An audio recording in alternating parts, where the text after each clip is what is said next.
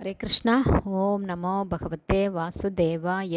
ஹரே கிருஷ்ணா. ஸ்ரீமத் பகவத்கீதை அத்தியாயம் 2, கீதையின் உட்பொருட் சுருக்கம். பதம் 39.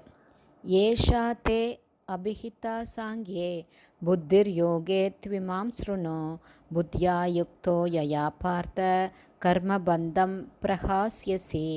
டிரான்ஸ்லேஷன்: சாங்கிய தத்துவத்தின் ஆய்வறிவை, அதாவது ஆத்மா பற்றிய அறிவை உனக்கு இதுவரை நான் விளக்கினேன்.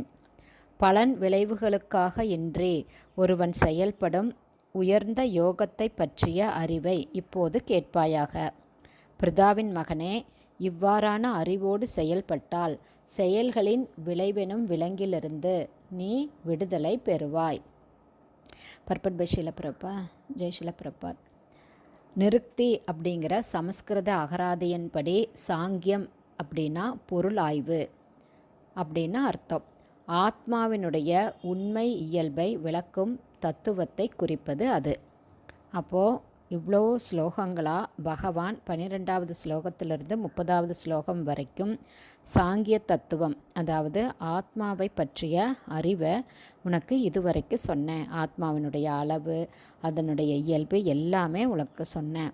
இப்போ உனக்கு புத்தி யோகத்தை சொல்கிறேன் அப்படிங்கிறாரு.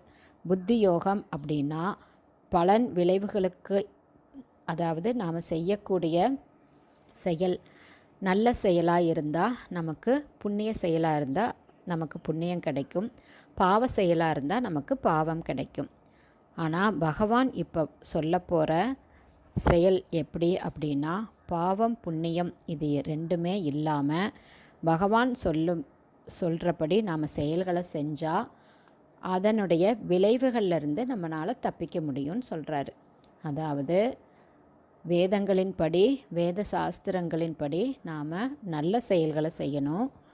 அந்த நல்ல செயல்களை செய்யும்போது புண்ணியம் வரும்.